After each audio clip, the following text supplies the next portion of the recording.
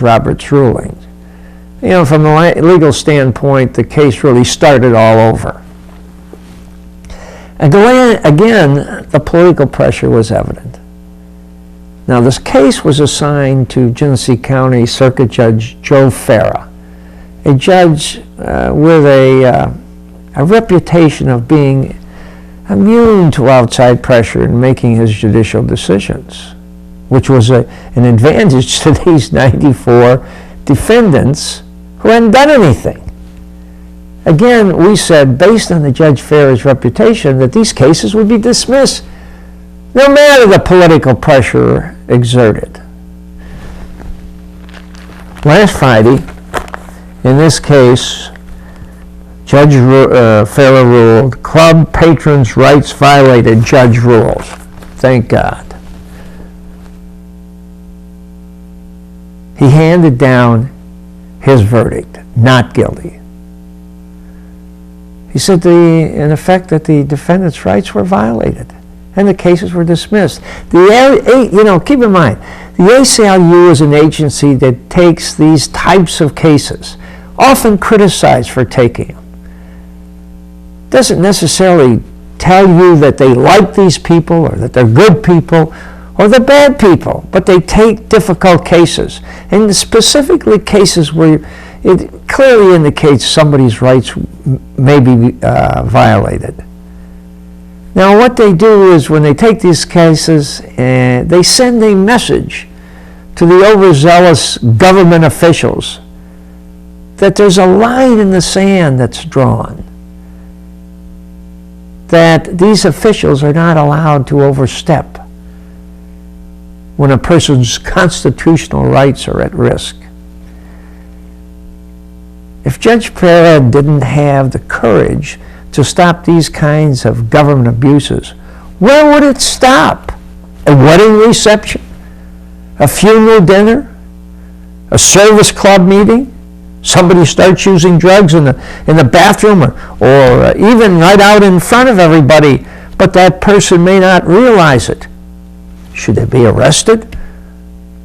After the person is arrested with the drugs, should that person sitting 2 tables over be arrested for frequenting a drug place? Judge Farah said, no, that's not proper. You know, who would want to attend if there was such a penalty looking you in the face? That you could be arrested for frequenting a drug house or a building where drugs were being used without even your knowledge.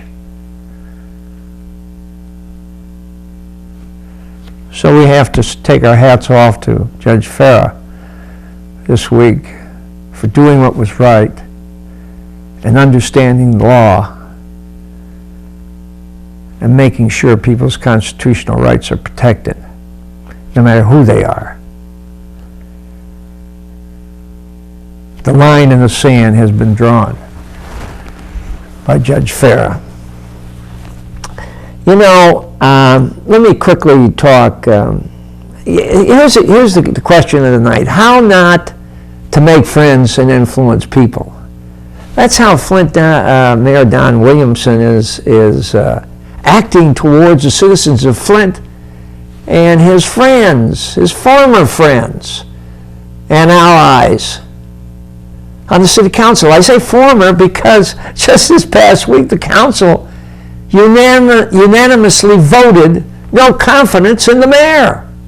What has happened between the time the mayor went out on a limb last November and helped get 5 of these 9 council people elected to the council, and the citizens of Flint were calling the election of this new council a start of a new day in Flint politics? What happened between then and this week's declaration of war by the council against the mayor? Here's the story on that.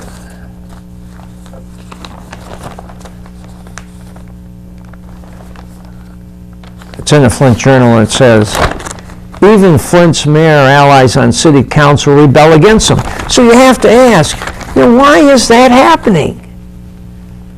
Now here's Channel 12's story on that. Can you play that, please? City Council and Mayor Don Williamson has apparently hit a bit of a bump in the road.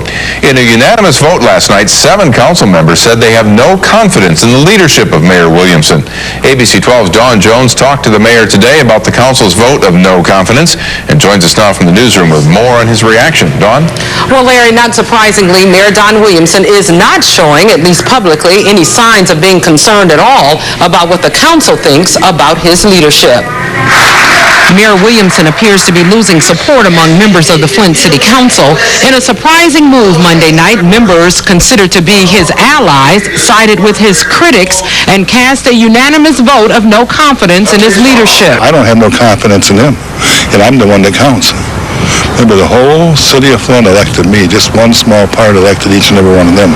Al Price is a political science professor at the University of Michigan Flint. He says although the vote of no confidence doesn't carry any real power, it sends a powerful message. Many of the members on City Council were specifically supported by the mayor during their elections. And for them to conclude that they can no longer support the proposals of the mayor and have a vote of no confidence, that's significant. The council disagrees with the mayor over a number of issues, one of which is his unwillingness to appoint a permanent police chief. The council